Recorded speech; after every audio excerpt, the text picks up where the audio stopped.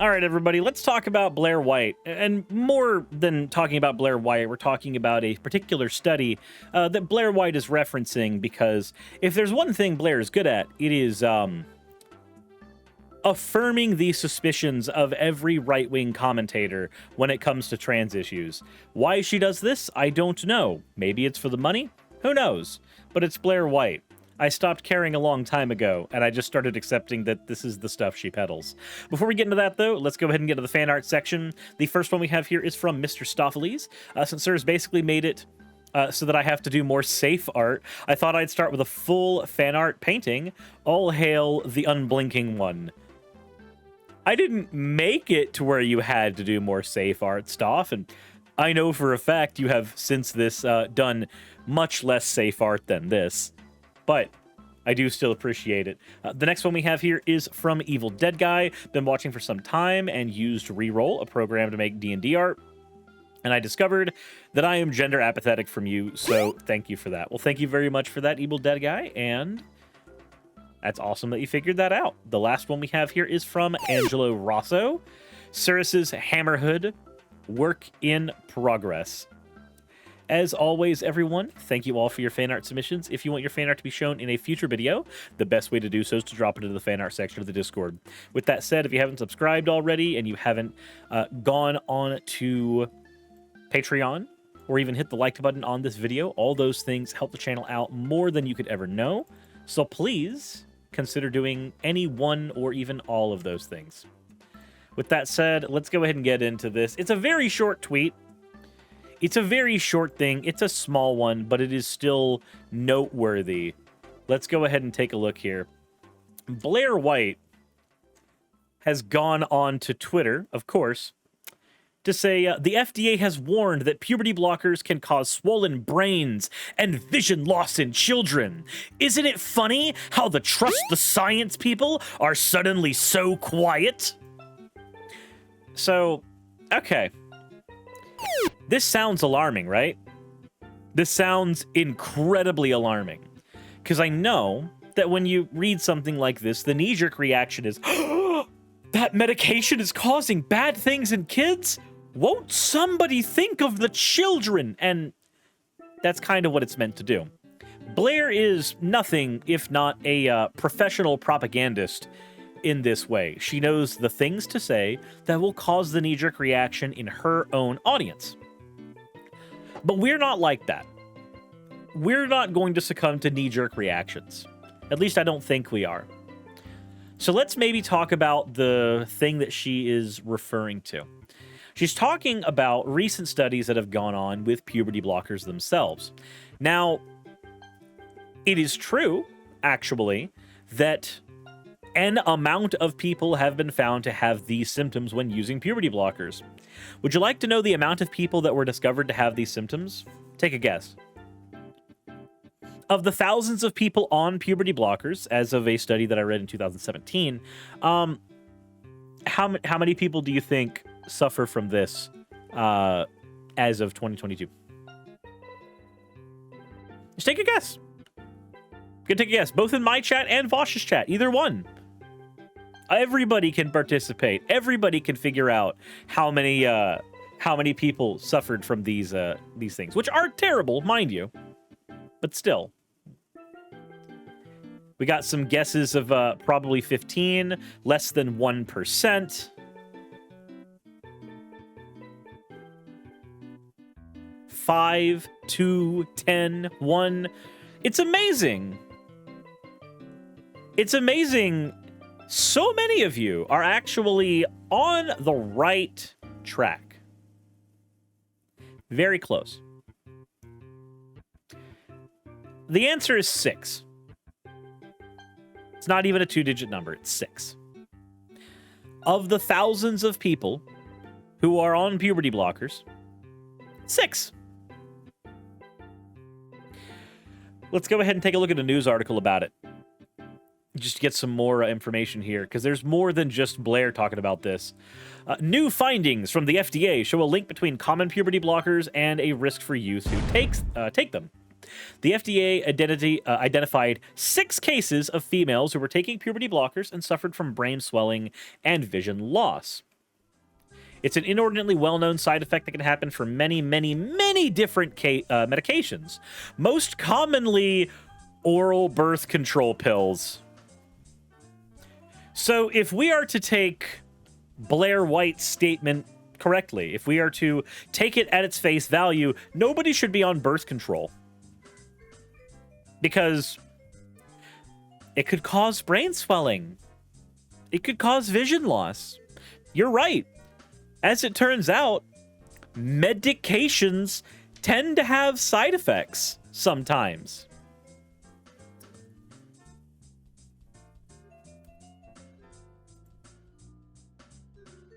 Okay, let's continue reading. Representative Wes Allen, who sponsored the Alabama state's ban on those medications, said the block on the state's puberty hormone ban should be lifted. Only 1 out of 6 was even for transgender care. But yeah, we got to protect these kids. In response to the FDA's findings, Allen tweeted his opponent should follow the science. Said Dr. Ladkinsky says that she does follow the science. As it turns out, 6 people being affected by this doesn't even approach the semblance of what you would call in medicine statistical significance. She calls the findings a simple notification for medical professionals from just one of the many organizations that monitor medications used for medical gender-affirming care. She says, we all work together to continually learn, refine, and roll out the safest and best healthcare for our patients. But it says what we've been saying for 3 years, and we just want these kids and children to be protected.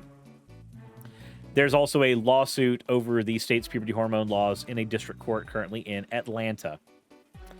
So, when medical professionals are telling you that this is not something to be alarmed about, this isn't even statistically significant. Rather, it doesn't even reach what would approach the idea of statistical significance. That's about when you start accepting that, okay, there's not really a big issue here. There's not. Whenever we say puberty blockers don't tend to have side effects, they don't tend to have bad side effects, what we are talking about is the fact that there are not statistically significant side effects to worry about. Much like with every other medication that has ever been created since the dawn of humanity creating medications, at least in the modern sense, we have had some kinds of side effects for our stuff. Your liver can get fucked up by having too much ibuprofen. Did you know that? Did you know that having too many vitamins, just in general, causes you to just piss out most of the vitamins themselves?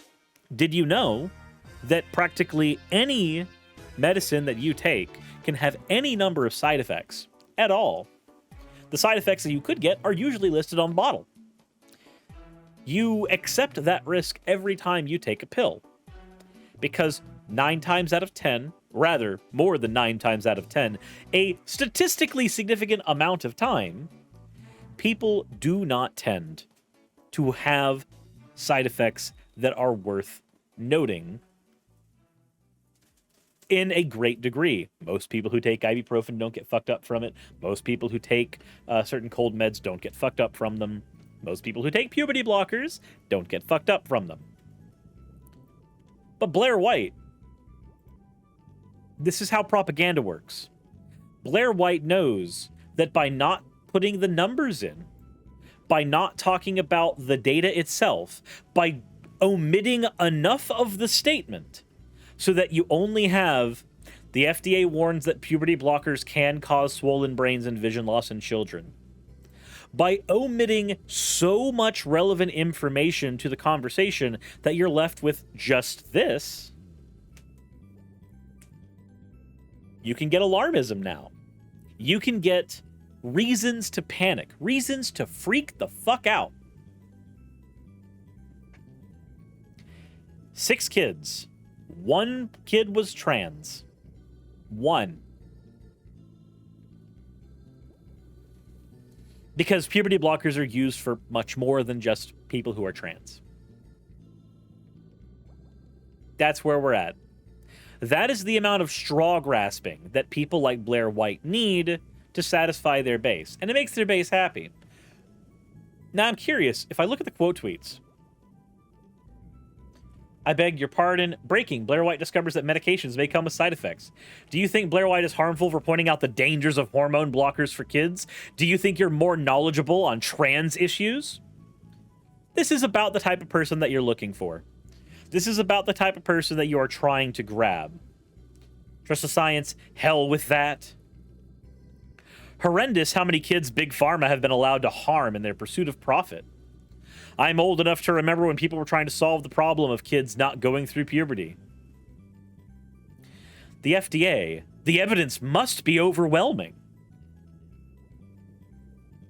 Not that science, the science fed to them by drug-stream media. Sadly, the trust the clients, science clowns have the government as their god. These are the type of people that Blaire is signaling to. And you want to know why? Very short reason. Zilkir, thank you for the drink. And thank you for the owl. Owl. It's a very, very simple reason. People like Blaire make money off of people like you who are easily convinced by bad arguments. People who don't have the time or the wherewithal to go read a scientific study or even a report on the study done by a news organization so that you can get the information in a quicker, easier, digestible form. Most people don't have the time to do that, or at least they think they don't have the time to do that. And because they either don't have the time or think they don't have the time, it's very easy to convince them that there's something terrible this way coming.